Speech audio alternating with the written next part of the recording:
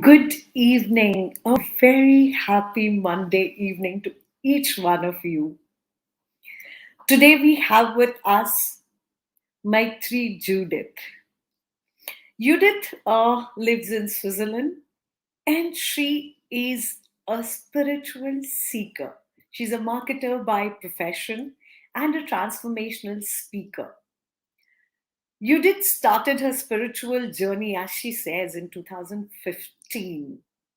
And during her journey, she's come across various people and various questions about spirituality. She herself had a lot of questions when she started her path towards spirituality. Let's bring in Maitreya Judith and discuss with her the various misconceptions that people have about spirituality and what are her views about it. We have with us Maitreya Judith. Hey Judith, Hi, Kanjanti. How are you doing? I am good. How are you doing? Same here. Happy to see you.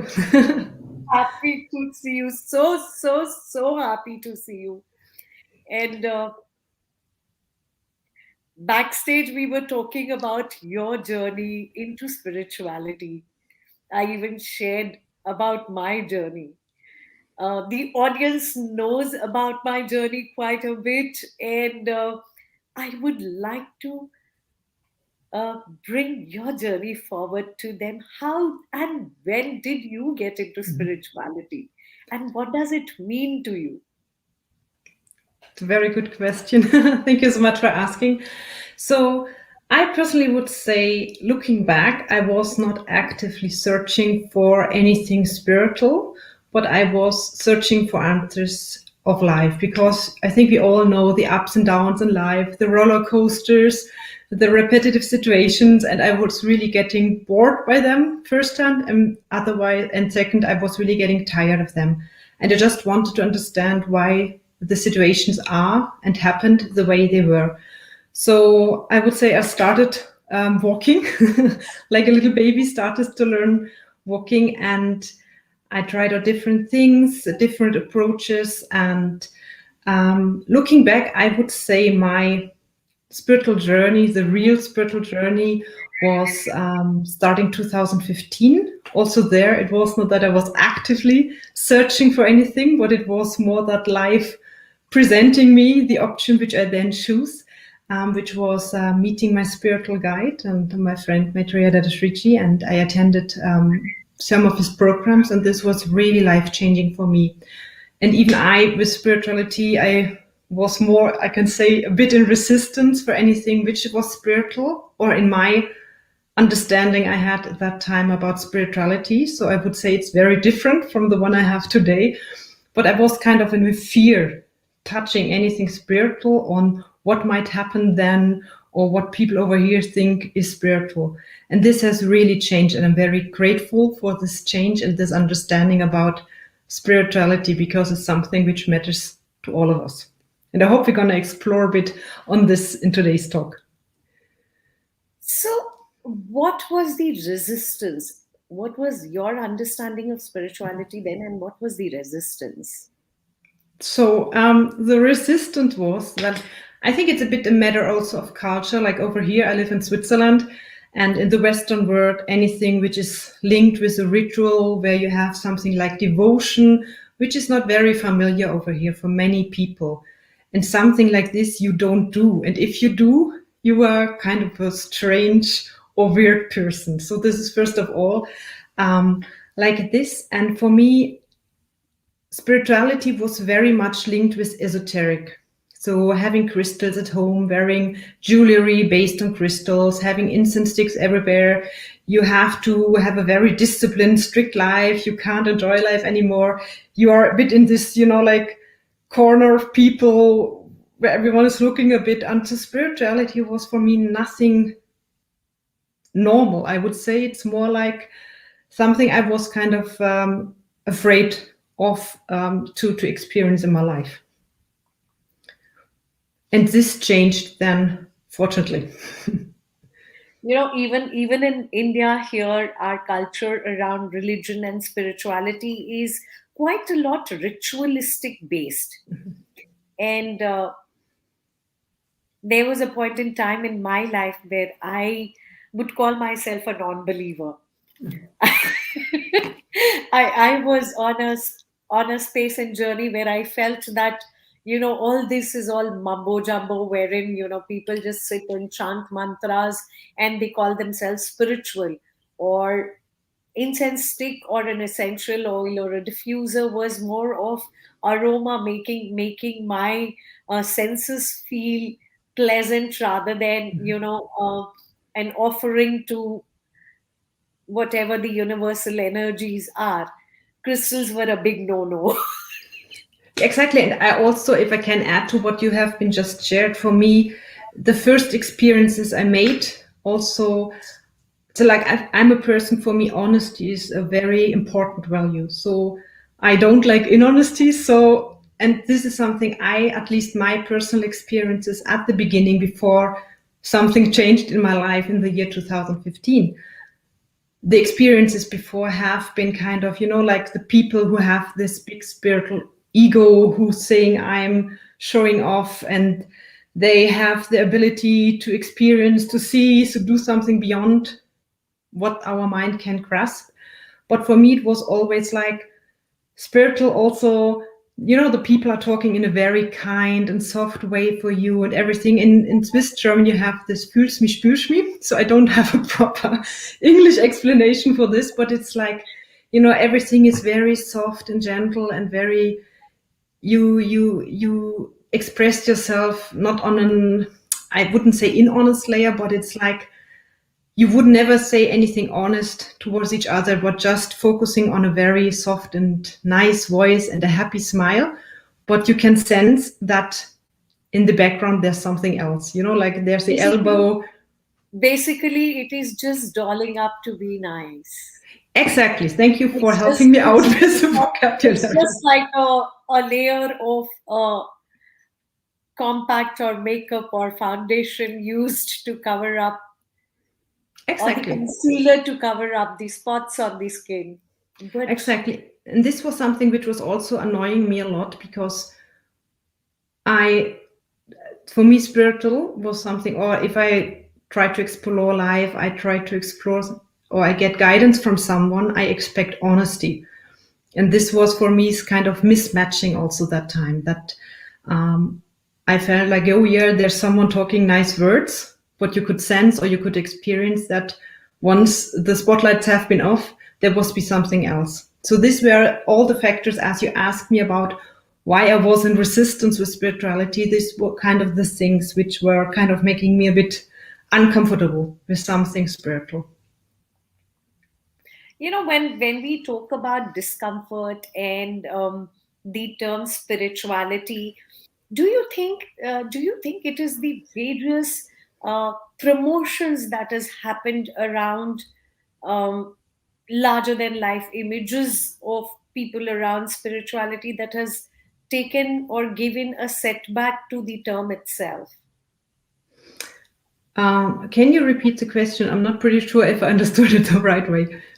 Okay, so when we talk about spirituality, there are a lot of people walking the planet. Of course, there are awakened masters. There are divine souls walking the planet. Yet at the same time, there have been a lot of mispromotion of the term spirituality for business purposes, for sale purposes, for people's personal promotion purposes. Do you think that that could be a reason for you or people around you to feel that spirituality is not the honest path?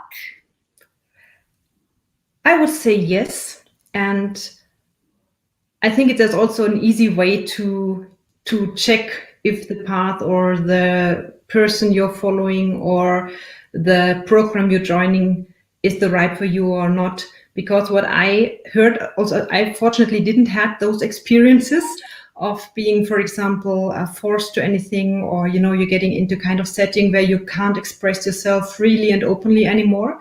But I heard from people I have the honor to guide on their spiritual path. I heard from them about many of such things are happening. I think spirituality is nothing else than 100% freedom. It's giving you freedom. It's giving you complete ability to express yourself. You can just be 100% yourself. It's giving you love. It's giving you joy. It's giving you happiness. It's giving you also the challenges in life, but you know how to handle them. And I think anything which is kind of restrictive, limiting, doing any separation, bringing in a sort of I'm the only one, or my program is the only one, or me as a person, me as a spiritual guide, I am the only one who can do something. I personally would get a bit cautious on this then, actually. So basically, what you mean is that spirituality is inclusive of Absolutely. everything and everyone with Absolutely. love. Yes. It's not walking to path, or the path of spirituality is not the path of separation, but the path of oneness and inclusiveness, as you said. So, Judith, why do you think spirituality is often misunderstood? If it is such a simple part where all you have to do is open your arms and receive yourself, accept yourself, and accept everything around you, why do you think it is so misunderstood? I think it's a lot of factors coming into place, to be honest. I think one of the main reasons is our mind. And the current state of our mind, of our thoughts, or the condition we have is that we want to have control over everything, right? So we don't like situations which we can't control. We don't like the situation which we can't structure, which we can't plan, where we just have to flow with life. At least I know many people have kind of issues, I would say, in doing so. And spirituality for me is something which our mind can't control. Our mind needs to accept that he's not the ultimate boss in our life, but there's something beyond. There is a sense beyond, there's an awareness beyond, there is something which our mind might witness, but he can't explain it, or he can't grasp it properly. And this is one thing I personally feel that many people get in resistance, they get in fear, they get in judged. It's something which is unfamiliar, so we better avoid it. It is said that any place where fear resides, love leaves. And any space where love resides, there is no place for fear. So, what is it that changed in your mental, emotional, personal space that made you believe in spirituality? For How me, did you transition from fear to love? it's definitely from my experience looking back. It was really like the transition from fear to love, which you just said beautifully. For me, it was really the meeting Maitreya Dadashreeji and learning from him, listening to the teachings, the very simplicity of words he's using to explain life. Because I had so many questions about my life, about life in general. And for sure, you can go in Google, you can go to different kinds of retreats or whatever. Google But I never got the answer. Yes. Yeah, but however, we have the tendency, we're searching, we're feeling ill, we're going in Google and searching for the answer. Oh, I have a fever, what could it be? And same we're doing in our life, getting consultancy from the internet. And I got also in whatever I've chosen before, I got some very nice people on my path helping me. I got some answers, but there was always something missing. And this missing piece was really dissolved when I had the chance to meet Maitreya Dadashreeji, and his teachings, his words, whatever he was sharing, it's very profound, very simple, very grounded, which was for me important, that it's not, such a big hocus pocus thing or anything. It was very simple. And this helped me. And he also said towards or about spirituality, he said, like, being spiritual is being natural. And he explained a bit more on what being natural means. And this helped me and the first to understand. So first of all, my mind was a bit, I would say, calmed down with all the resistance and fear, and it was so many new things that time for me. So this changed firsthand, and then I was diving into the experience of how it feels to be natural, how it is to act, think, talk out of love, how things are changing, how arguments are getting killed from the very moment because you are reacting, you're acting, you're responding in a different way. So this was for me, the experience was very helpful and needed for my mind also to accept my path of spirituality. So when you talk about, responding versus reacting, response is basically giving an opportunity to your mind to um, kind of let the event process in and then react. That is what response is, right? But here you are talking about the heart energy. Heart reacts immediately, heart responds immediately. So, where did you find the balance between the two? How did you find the balance between the two? So for me, it was the first step. I think it was awareness, being aware of the traps of the mind is giving you, or you had your habits, how you behave in certain situations, how you try to defend your opinion or whatever was there. So for me, the first step was really like whatever. For example, there was a retreat called Boat 3, and there part of the teaching is sharing about what our mind is telling us, what we have to do, like defend ourselves, being right, whatever. So I don't want to go in the depth of the teaching right now. And for me, it was like I just writing down the things which I have learned there and pinned them on my kitchen board so I could see them every day. And they reminded me in whatever I was Wow. doing to reflect. Is it really necessary to do it that way? Or another advice I received was before, even though you have the feeling, you have to go into an impulsive reaction and you have to defend or you have to whatever prove your opinion, whatever there was in the Yeah, past. because as humans, our mind has primal responses, which, for generations, our ancestors' minds have followed, and now it's engraved so deep in our DNA that we either fight, we either flight, or we freeze in any given situation. And that is how human mind has been trained. However, spirituality takes you into flow. Yes, and from the awareness I was talking before, the second is the experience, right? So once you're aware, the process is starting already. The process starts and it's getting more and more, you can call it mind driven or heart guided. I would say my transition was going from a mind driven person to a heart guided person. And once the heart is navigating your life, the challenges are the same, the up and downs are the same, the phases where you just feel like, oh my God, why is it happening again, are the same. But the approach, how you deal with those situations, it's not yet that strongly from the mind, but from the heart, with the patience, with an acceptance, with love, and with faith that everything will, it's just a momentary time, right? It's just a momentary phase and it will pass and life goes on. Judith, the term unconditional love is very frequently used in spiritual gatherings. It is used amongst the so called spiritualistics as well.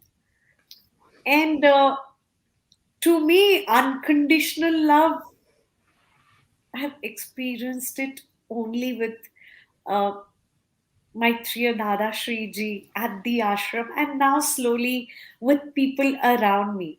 But there was a time where I didn't believe in the term. Yes, I can understand you. I was kind of the same. Actually, when I heard it first time, it was like, sounds nice, but yeah, what it is, right? So Yeah, no what is clue. unconditional love? मतलब Yeah. हर एक चीज पे एक condition attached होती है. There is a condition attached to everything. Even uh, Even for a baby, when he cries, the mother feeds him. Mhm. Uh, Even when the parents raise a child, they have certain expectations. Even when you come into partnership with someone, you have an exchange of energy wherein you expect certain things in return, or you expect yourself to be in a certain way. Amongst all these relationships and the so-called the so-called construct of love that we have been taught, where does unconditional love fit and how? That's a very good question. So, first of all, I think it's important to understand what unconditional love is about. And I hope it's okay if I take a bit time to explain on this, or if Yes, I take please our go ahead. audience We have all the time. good on a small journey, because this example, because as I said before, when I heard first time unconditional love, it was like, nice, Ah, what now?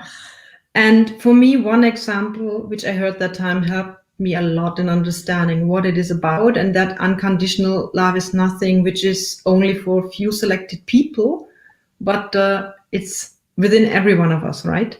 So whether we know it or not, whether we want to have it or not, it's there. It's just a matter of what we do out of this love. So so it's how do nothing we which is experience it? unreachable. Sorry? How do we experience it? I will share with you.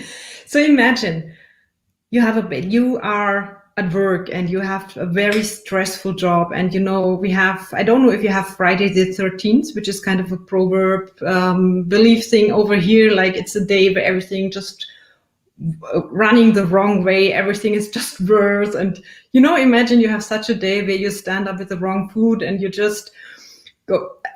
stuck in the traffic jam, you're coming delayed It's to a like meeting. one of It's those bad hair days. exactly bad idea, perfectly. And you're really coming home after work and you're just exhausted, you're angry, you're just frustrated, then your spouse is yelling at you because you're delayed. So it's really like, oof. And then you can imagine you're going in a room, and in this room, you close the door behind you, and in this room, there's a baby bed. And in this baby bed, there's a small baby, maybe a few weeks, maybe a few months old. And you just go to this baby bed and take the baby in your arms. And imagine you're full of anger and frustration and fully emotionally charged. You're just going and take this baby and look into the baby's eyes, holding the baby. Baby's doing nothing, right? It can't sleep, it can eat, it can fill the pampers, but it can't do much more. And what happens with you once you're holding the baby? With the time, usually what happens, you're getting settled, you're forgetting about all the upsetness you had before, and you start feeling light, calm, relaxed, peaceful within. And I don't know if you know this, if you can imagine this feeling, but isn't it a miracle? I mean, it's a baby. It can't even talk to you and ask, hey, Kanchan, how was your day? How are you doing? Nothing. It just can't be. And this is the unconditional love. The baby is connected with this unconditional love. And it's a state. It's not nothing like the baby chose and said, oh yeah, today I'm in the state of unconditional love. It's just the natural state of the baby. And it's like what also we said before, being spiritual is being natural.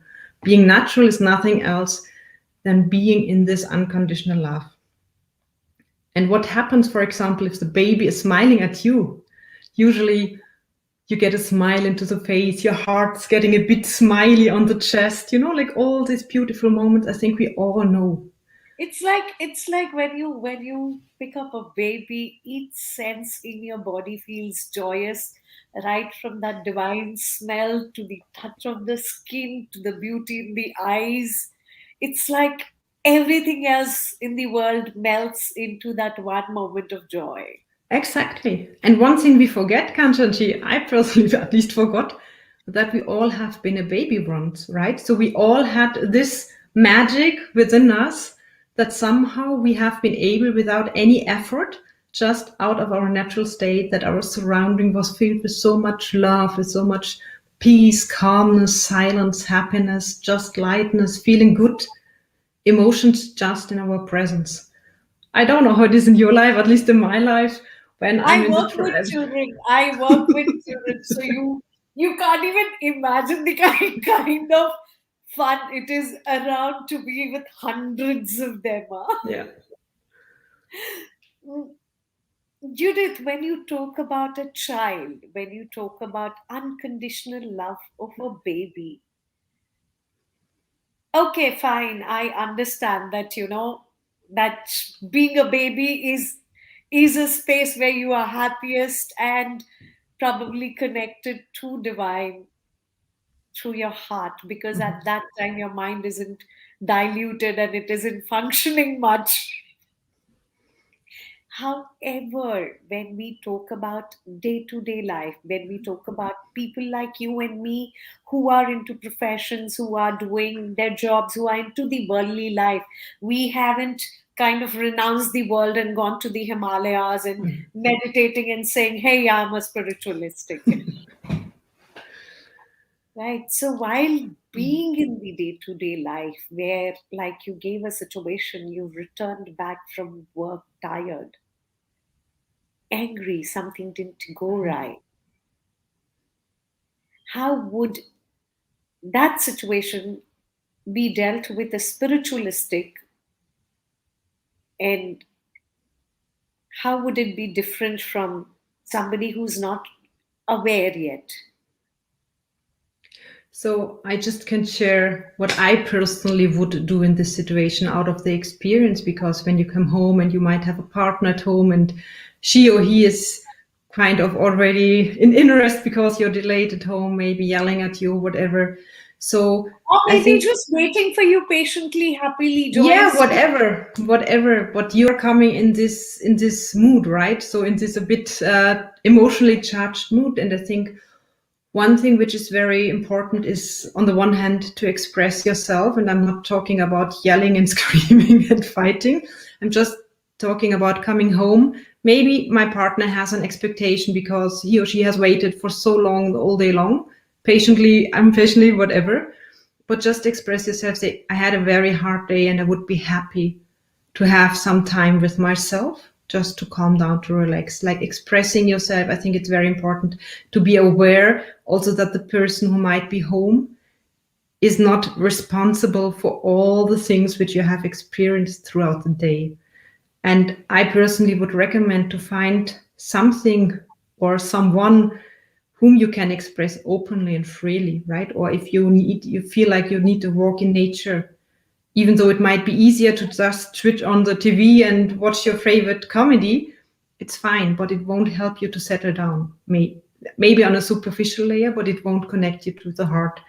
And in this situation, as you ask how spiritual path is helping in this situation, for me, the spiritual journey or the spiritual path is just, as I said before, coming from fear to love, or coming from the mind-driven actions you're doing day to day, from the heart-guided decisions and the heart-guided actions you're doing. You can tell someone, I need time for myself, I'm angry with you, whatever, but it's a way how you communicate it and what's the root cause or what's the source of your communication. So trying to implement love in the little steps or the little actions you're doing in your day-to-day life. Just remind yourself or double check yourself. What is the source? What is the root cause of my action I want to do right now? Am I doing it out of revenge? The feeling I need to have a revenge, the need, do I need to do something out of gossiping to harm the other person? Or is it really out of love? And I think if we start implementing this reflection in our daily life actions, the world step by step will become a better place. And I think this is needed in the current time, as we all know. Coming back to our own selves, making the world a better place. Yes, all spiritualists talk about that. Everybody in the world is talking about that. Not really, and and we really don't know whether they are just speaking it or whether it is a part of their day to day lives as well. Because I have seen a lot of people who, as you said, will talk with that powder puff smile and will speak words which sound lighter than the feather to your ears. And probably the beauty of the spoken words will be as aromatic as maybe an essential oil. However, when it comes to real life, it isn't easy to handle your own emotions, especially given a tough scenario, maybe with a spouse, maybe with a partner, maybe with a relative, maybe with um, your own children. How does one handle such scenario? I personally think once you start checking, as I said before, like it depending on, there's like this proverb saying, where you focus on, there the energy is going to, right? So if you're driving everything out of the mind or out of the defense of your right, defending your position, showing or harming the other person, then your daily life will also be in struggle. You will attract all these crises, all these difficulties, all these challenges, these fights, these arguments.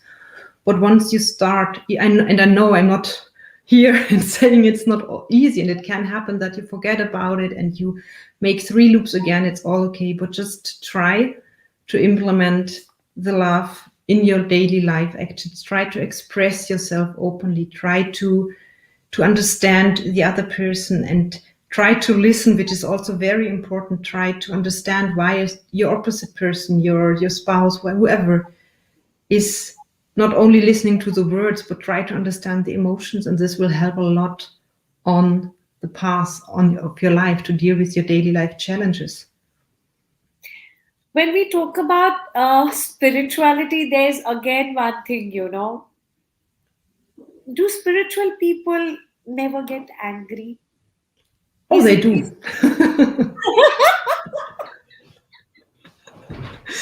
I would say they do, and it's good. It's like perfect. for me it is the biggest challenge, especially with people I love the most, especially with people I care for the most.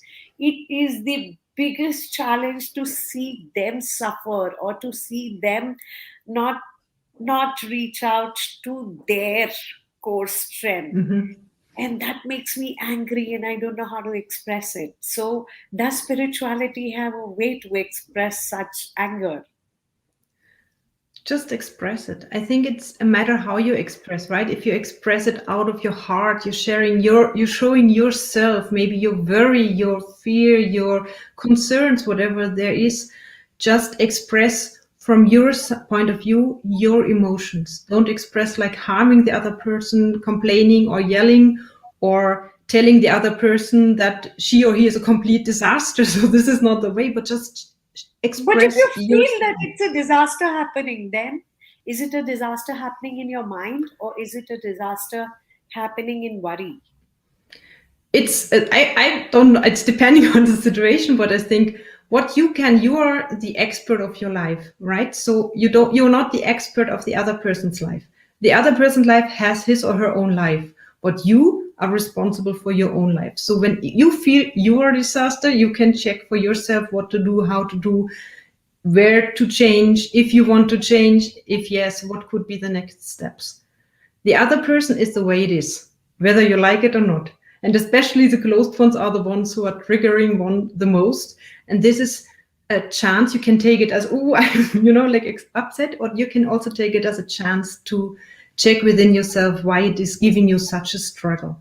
But whatever I can just recommend out of my experience is just express yourself, share your emotions which might be there, share your worries, your fears, your thoughts, whatever's linked to this particular situation, just express it.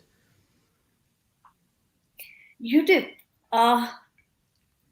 in India, religion and spirituality is kind of, it goes hand in hand. We've been a country with such rich culture, such rich heritage. a country that actually brought out mm, the mantras of peace, the mantras of love. Yet here in India, being vocal, expressing your emotions, um, especially for a woman, is not an easy task. What do you think is that one advantage that once you become a spiritualist, you have an added advantage of being able to speak your heart, or you just um, or you just follow whatever the processes of lifetimes across in your geography has been like? Could you get my question? I hope, yeah. So, see, I just can share it from whatever I personally experienced. I also was not used to express myself, even though I'm aware that in India it's quite a much different situation, whatever I experienced, and it might be much more difficult for many women over there to express themselves. So I think if they don't have a chance to express themselves to the partner, to the family, to whoever might be this, they would love to express because there might be some consequences coming along with it. At least if I just would personally love to encourage them still to express, and if they feel like the surrounding is not yet ready for me to show who I truly are, what kind of emotions are within me, at least maybe these people can take a moment to connect to their heart or to the form of the divine they're connected to, or to nature, or whatever positive energy, positive quality, whether it's the universe or something else, just connect a couple of minutes a day with this form of formless and just express yourself towards this. And this will also, I personally believe, will bring at least a little change in these people. So do you what you mean is that being spiritualist is uh, just anchoring your emotions into maybe mother nature, maybe a tree, a plant, maybe anchoring your emotions into your guru, or anchoring your emotions into your inner being, and just expressing it without even them responding back. Yes and no, I would say. Spirit being spiritual is being natural. Being natural is being love. And we need to be aware that we have this love within us. And for me, one of the easiest ways is to connect, to be aware that it's not only the you that you see right now, physical and this digital screen, that there's much more. And we all have the heart, we all have the love within. So just try to connect with this love. And for sure, it's whether you feel like you're a spiritual person or not. I think it's manageable for everyone. And the ones who are spiritual, they might have their own form they believe, and so they can connect to the heart. But I think this is a way to strengthen the bond and to experience also the love a bit more in your life. So basically, what I understand from everything that we've shared here is that spirituality is nothing but connecting to your own heart. Yes, I would say. And It doing is that everything, learning to simple. do everything. Sorry? It's that simple. I would say, yes, it's just, I mean, it's simple, but you have to overcome your mind. And this is where the effort is starting, I would say. But in the end, it's just be who you are, and we all are love. Even though it sounds very pathetic, I know, but it It is, does. right? It But in does. the end, it is. Just imagine we all have been this small baby. We all have been in this state of unconditional love. And something happened which we don't need to explore right now due to the time, but we came to the persons we are with all the good qualities, with all the things we like about us, the things we don't like about us. And it's fine. It's totally fine. There's no right and wrong. But the thing is, if we invite love to come back and explore this unconditional love again in our life, I think many situations, as we also talked about before, on the daily life situations and how to solve them in the more easy way, or how spirituality can help in those.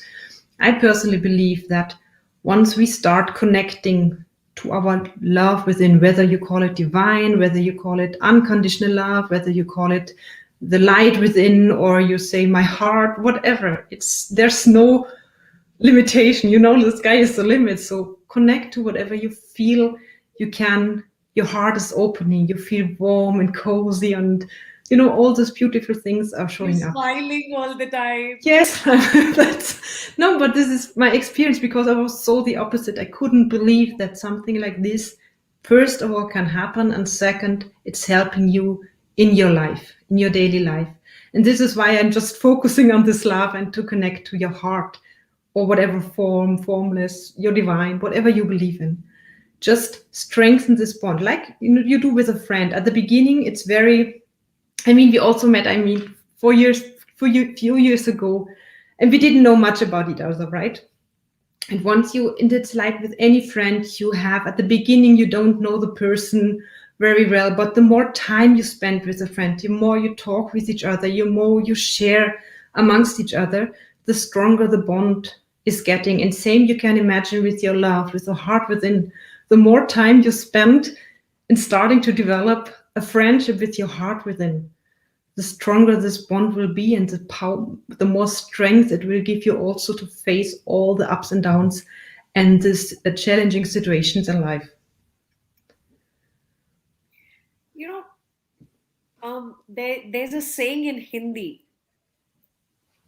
जो दिल की सुनते हैं वो कमजोर होते हैं, जो I hope दिमाग. you don't want me to understand this. So I'll translate it for you. Thank you so much. जो दिमाग की सुनते हैं वो ताकतवर होते हैं, which says that the people who listen to their heart are the weak ones, and the people who listen to their mind are the strong ones. Whereas what you're saying is that love gives you strength in life. So could you explain more on why heart is more important in your journey forward in spirituality? So heart is our true nature, it's our true quality, our core, as you can say. And heart will always, we have so much information nowadays in the internet, online, offline, so many opinions. And it's Everything is sometimes, on Google. absolutely. And sometimes it's difficult to, like so many different things are just coming onto you, and you just try to find clarity. And whatever I observed and experienced so far on my path is that once you connect to your heart, you get such a clarity in your life. You know exactly the next steps. You know how to solve situations. You don't feel alone. Many people feel so alone, especially in the current times. You feel you have like a natural faith in life itself. You feel that everything you can face the most challenging and difficult situations. They are hard, and there are the moments where you really feel like, I don't know how to manage it anymore. But there's a voice or like this little, you can say, teaser instinct, which is always knocking inside and saying, you manage, and it will give you and show you the path. You will be. What I also experience is that your mind is getting more open, right? So we have the tendency to have our set four walls around it, and this is the only reality we try to see. But we only see the four walls, but not what is beyond, and the opportunities, the possibilities which are there. So this is everything. Once you connect to your heart, and you just let life flow as it is, and you try to implement a bit more the connection with the love within, it will help you a lot. So, to sum up what you said, is that once you connect to your heart energy, once you allow your heart to open, you can enhance the possibilities and abilities of your mind as well. Yeah, so they're not enemies, right? So mind is also part of your being, even though the current state of mind is maybe not the original state of mind as it was. But it's not about that they are fighting against each other, but it's more where you take your energy from in daily life. If you take it from the mind, you might have a bit more struggle in life. If you take it from the heart will navigate, it will guide the mind, and the mind will operate accordingly. If this is answering your question, I don't know. Yes, simplified in the best possible way. Good. Thank you so much, Judith. Judith, are there any common questions that people come to you with about spirituality? You are a transformational speaker, and you hold sessions for people, right? Yes. So the most common question of people, it's not about spirituality itself, but I do everything in my free time. So if I don't work, I use my pleasure time, you can say. And they ask me because they, like they're used to hang out in front of the TV, meet friends, and all this stuff. And for them, it's very unfamiliar that you utilize your time, your free time, to just do things out of love and to help others to connect with their love. And this is the most common question I receive. So why are you doing this? You don't get anything in return for this. But I personally, I don't do it to get anything in return. And apart from this, I get a lot of love in return.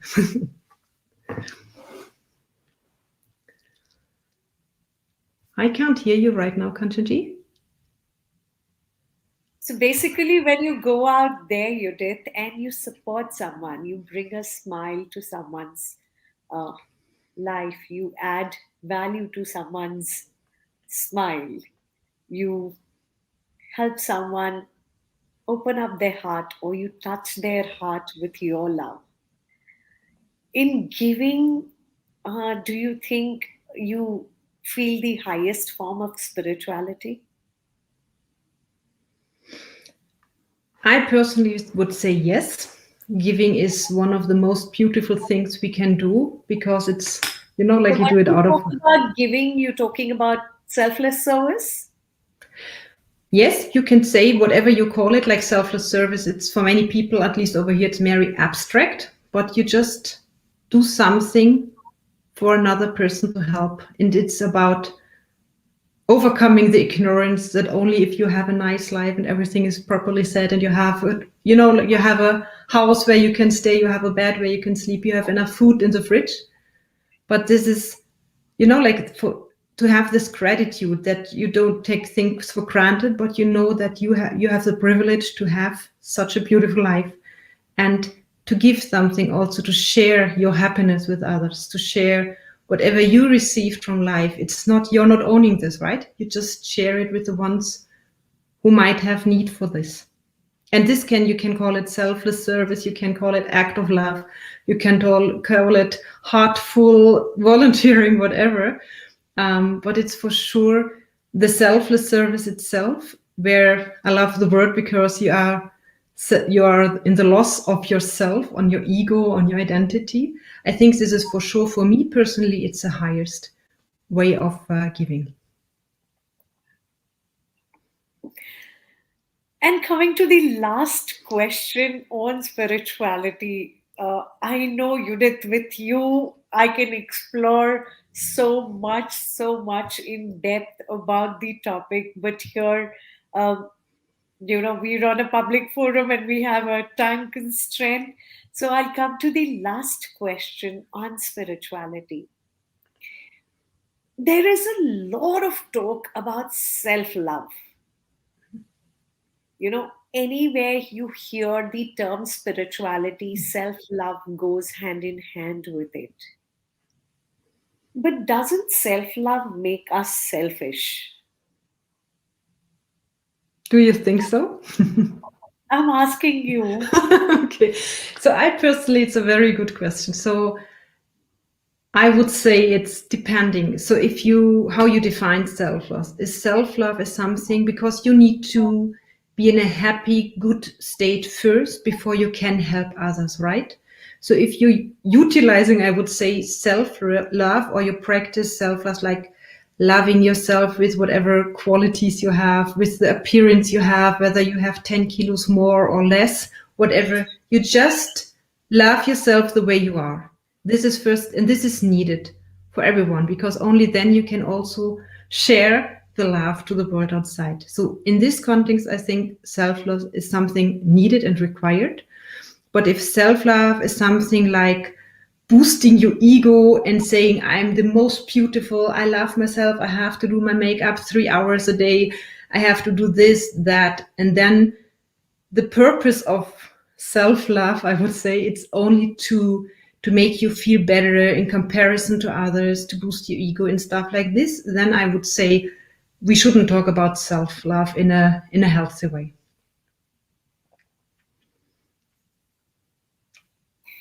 Thank you so much. Thank you so much, Judith, for all the answers. There's much, much more going on in my head. I have like numerous questions right now, literally dancing around me.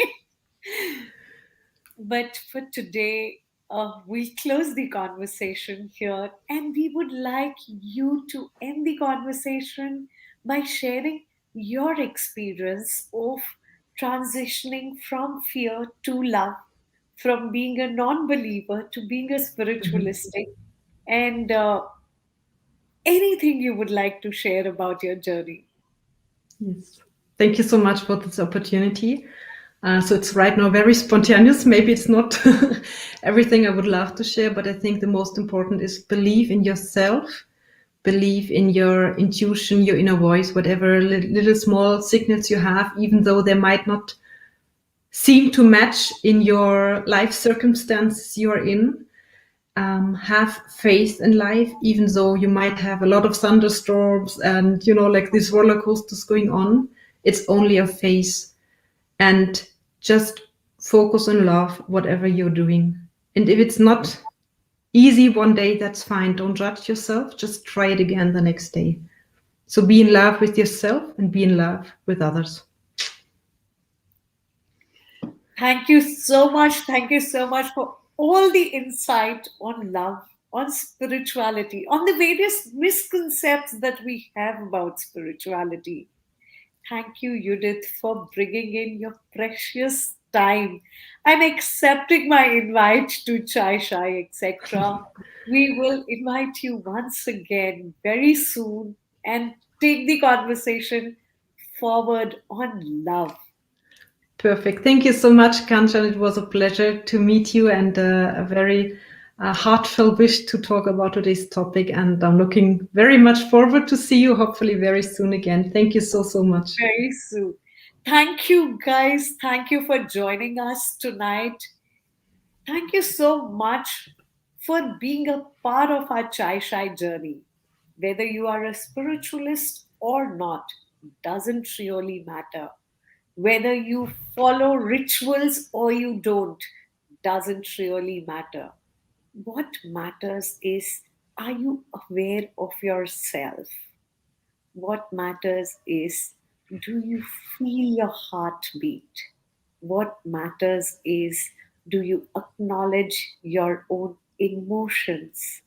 What matters is, are you able to express your love to yourself before expressing it to anybody else in the world? What matters is the transformation of the journey from the head to the heart, allowing the heart to be the guiding light. Thank you so much, Maitreya Judith, once again. Thank you, guys. Good night. Shabake. Do take very good care of yourself. Love yourself. Bye bye. Bye bye.